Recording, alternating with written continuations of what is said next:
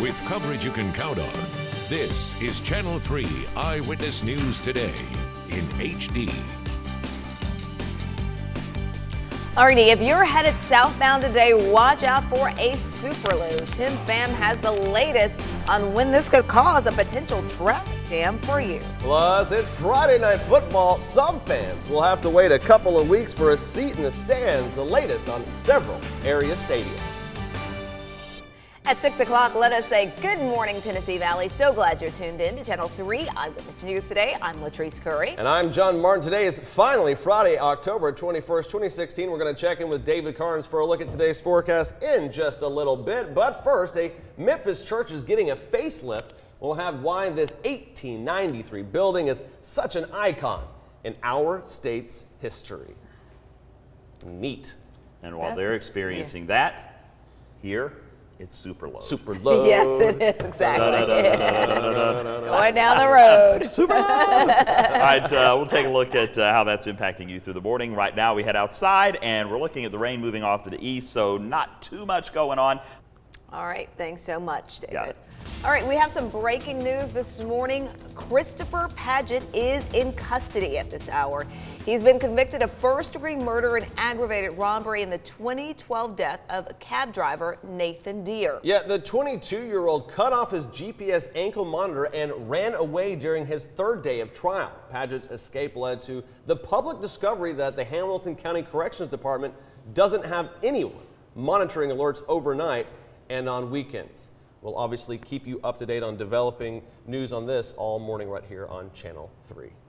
Well, the Tennessee Highway Patrol is warning drivers about a superload that's traveling along I-24 and I-75 from the Tennessee-Kentucky state line to Georgia, in Georgia now. Yeah, we are now learning that that truck has passed through Tennessee and is, like you said, sitting in Georgia. That's where we find Channel 3 Eyewitness News reporter Tim Pham. Good morning, Tim. Hey, good morning to you guys. That's right. As you mentioned, troopers with THP helped assist in escorting this superload from Kentucky all the way to Georgia, where we are this morning. You know, I'm not a very tall guy, but you can just look at just based off of how big this thing is and how wide it is, that it could cause some traffic delays once it hits the interstate. We're told that this is a mobile lift platform. It's being transported to Florida from Indiana. TDOT says the convoy is taking up more than 2 lanes of traffic, traveling at a maximum speed of just 60 miles per hour. They made it to Monteagle at about midnight and hit the state line just before 3 o'clock this morning. It caused minor delays throughout the state, but troopers tell us that it went smoothly for the most part. THP done assisting with getting this load to Georgia. Now Georgia State Patrol is taking over, and we're just learning this morning that they will actually resume back on the interstate and on the roads beginning tomorrow. So it won't affect traffic today, but if you do have any weekend plans to head down I-75 south towards Atlanta, you may want to keep this in mind. Some parts of the interstate are only 3 to 4 lanes wide, and so this will obviously take up the majority of the interstate. So again, keep that in mind if you are heading south on I-75. Reporting live in Ringgold, Tim Pham, Channel 3 Eyewitness News. All right, Tim, thanks so much for that information. Of course, the most important thing we were trying to find out is when it would be on the road so that drivers would know if they're headed in that direction or knew anyone who was. So again, it is tomorrow morning that it will be back out on the road, correct? Yes, that's right. Georgia State Patrol telling us that's when they'll begin assisting with the move. All right, Tim, thanks so much for that information. Well, construction on 3 football stadiums in Hamilton County is underway. Inspectors found several issues with bleachers at East Ridge, Howard, and Tyner last fall, forcing demolition. School board members set aside nearly $1 million to replace the stands and make improvements at 4 other stadiums. East Ridge High School's team has been forced to play games elsewhere so fans would have a safe place to watch. Now, construction at all of the stadiums is set to be finished by the 2nd week of November. Today, a domestic violence case involving the mayor's senior advisor will continue in court. Well, the allegations against the advisor's husband unfolded back in May, but the case has been on hold ever since. But that could change today. For more on this, let's head out to Channel 3's Michelle Herron, who is downtown at the courts building. Good morning, Michelle. Hey, good morning to you. Well, attorneys from both sides have been waiting for this investigation by the TBI to be finished before this case could move any further in court. This all surrounds allegations of an inappropriate relationship between Bobby Stone's wife and the mayor. Now, Mrs. Stone and the mayor have both denied these claims multiple times. The judge ordered that the Stones not have any contact with one another back in May, and now we're waiting to see if the TBI is finished with that report and how it could impact this case as it moves forward in the courtroom. Now, Bobby and Lacey will be in the courtroom this morning, and we'll be there as well and be sharing any updates with you. But for now, reporting live in downtown Chattanooga, I'm Michelle Herron, Channel 3 Eyewitness News. All right, Michelle, thanks so much for that live update. Well, Georgia's insurance commissioner is now estimating Hurricane Matthew caused $90 million in damage. There have been more than 30,000 claims reported, and the numbers may go up. And remember, this is just insured losses. Hurricane Matthew is blamed for at least 43 deaths in the United States, with most deaths caused by flooding. According to FEMA, as of August, only 2% of homeowners in Georgia had flood insurance. And that's something that so many of us, we talk about that a lot. You don't really think about that because you're like, what are my chances of, my home being damaged or losing my property to a flood? So got to make sure that's in the policy. Quick look outside. Had a little bit of rain yesterday. Nothing that's causing flooding, but had some good rain. We enjoyed that. Right now we head back over to John with a look at your up-to-date traffic. Hey, John. Hey, thank you, Dave. Yeah, the Cherry-Hale Skyway might be a great place, high elevation, to see some of that fall foliage this weekend. All right, let's take a look at your morning commute today, though. Signal Mountain Road to downtown, your average drive time, about 10 minutes. Obviously, there's some construction zones there, so average speed still ticking off at about 45 miles per hour. Obviously, Super Tim Pham telling us that super low not going to affect your morning commute today. That's fantastic, but we do want to let you know starting Monday, Chattanooga's Department of Transportation will start work on a new sidewalk on the east side of Wheeler Avenue between Citico Avenue and Wilcox Boulevard. Watch out for partial lane closures, but all streets will remain open. This project, it's going to take about 3 months to finish up. Latrice? All right, thanks, John, for that update. Well, a church in Memphis where Dr. Martin Luther King Jr. preached is undergoing a major restoration. The historic Claiborne Temple has been falling apart since it was abandoned back in 1999. Engineers say the foundation of the 193-year-old temple is solid, but there are a lot of other repairs that need to be made. Renovations to the church are scheduled to be finished by April of 2018. The group that's restoring the building wants it to be used for worship services, concerts, and much more.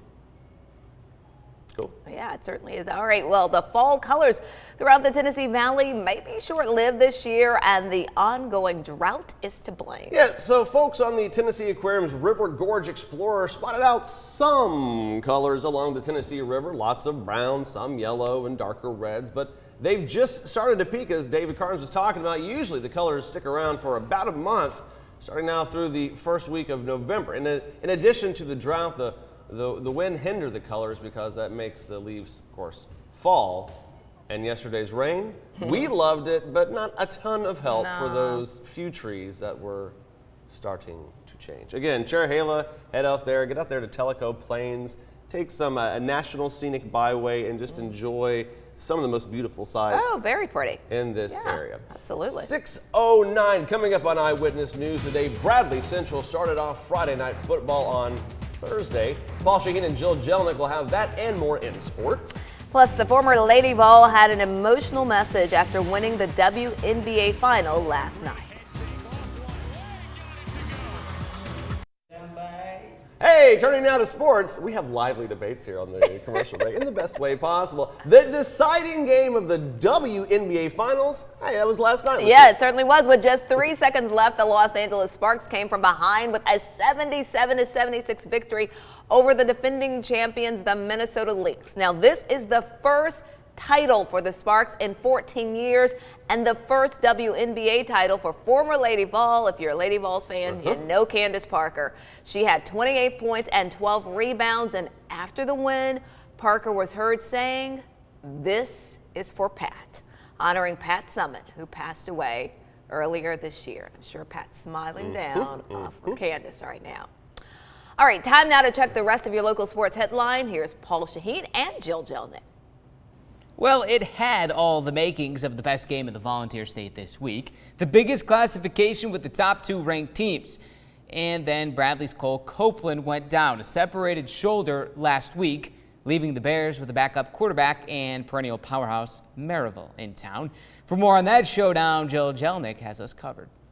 Even with the Bears starting quarterback Cole Copeland out with an injury, Bradley Central was hoping to hand Maryville their first loss of the season, but it would be tough to do over the running Rebels. After holding them to just 2 field goals in the first, the Rebels capitalize on a Bears bad snap as senior Jordan Irvin punches in the first touchdown of the game from 2 yards out. Maryville up 13-0. Then the Rebels make another attack shortly after. This time quarterback Dylan Hopkins fakes the handoff and finds a wide open A.J. Davis in the end zone. Maryville takes a 27-0 lead at the half. Bradley fans not giving up hope yet, even in this weather, but the Rebels come out running wild the second half. Isaiah Cobb finds a hole and he's gone. 63 yards for the Maryville touchdown. But this time Bradley Central has an answer. Backup QB Dylan Stanford hits Lamerick Tucker for their first score of the night. Bears would punch in 2 more after that, but wouldn't be able to catch up with the Rebels as Maryville goes on to win it 48-21 over Bradley Central. Had 3 early turnovers early that really hurt us. Thought the defense fought really hard the first half to try to keep us in it. You just can't afford to have turnover like that against a good team. And you know, they came in and did what they normally do to people. So we got a lot of work to do before next week, and just got to get ready to go. You know, try to learn from the mistakes we made, and then get ready for next week. Of course, that was Thursday night's action. You better believe we've got Friday night football returning tonight with many, many more football games with playoff implications. Yes, that includes our game of the week, Cleveland at Ottawa. Jill Jelnick will be live there later today at 5, 5:30, 6, and yes, 11 o'clock. FNF returns later. Use hashtag FNF3, always more online and inside our app. Have one heck of a day. Couple more quick notes. The Green Bay Packers made easy work of the Chicago Bears, and the Cubs 1 game away of facing the Cleveland Indians in the World Series as they defeated Los Angeles last night. The UTC Mocs face off against the VMI Cadets tomorrow at Finley Stadium. Kickoff is set for 2 p.m. This game is part of Hamilton County Education Day. Several elementary schools sold tickets to the game as a fundraiser, and many students will be attending the game as a reward. And not to be left out, Saturday's game is also Band Day, where many local high school bands will perform with the Mocs Band during the game and at halftime. So super cool day on the south side of Latrice. Yes. Cheer on the Mocs. Absolutely. And it's going to be fantastic weather. Let's say go Love it. Mocs. Coming up on Eyewitness News today, sorry, I'm getting excited about the Mocs. David Carnes will have a full look at your weekend forecast and why you need to grab a jacket before heading out the door. And we're going to let you know about any problems as you get started on your Friday morning commute. Channel 3 Eyewitness Traffic is brought to you by CHI Memorial. CHI Memorial supports prostate health and encourages you to get a wellness check today. To find a physician near you, visit chimemorialmedicalgroup.org. Hey, welcome back. Just before 6:22 in the morning, we'll let you know at mile marker 30 on I-75 South in Charleston, there is a tractor trailer off the road. Now, it's not impacting your morning commute right now, but we're going to keep an eye on that in case they try to lift that on and see if that does impact again. That is mile marker 30, I-75 South in Bradley County. We also want to let you know Missionary Ridge is holding a block party this Saturday to make sure everyone will have a good time. Southcrest Road from Rose Terrace to Sheridan Road will be closed. That's going to be from 3 in the afternoon all the way until 9 o'clock at night. A lot of people getting out and doing some great things this weekend. David, what kind of weather can they expect? Well, a lot of folks are going to be heading to UTC. Still nice fall weather all throughout. Man, good stuff, David. Yes. Hey, thanks a lot. Well, the Tennessee Aquarium is celebrating some new arrivals just in time for today. It's Reptile Awareness Day. Yeah, 4 baby panther chameleons recently hatched at the aquarium. Now, they are about 2 inches long. Their diet consists of small insects along with calcium and vitamins. Aquarium officials hope to have the babies and their parents out for public viewing very soon. Huh. Alrighty, time now for a look at our salutes. Congratulations and happy birthday to our Bojangles winner hitting those double digits, Emma Aguirre of Cleveland is turning 10. Your mom and dad are very proud of you and they love you a lot. Enjoy, Emma.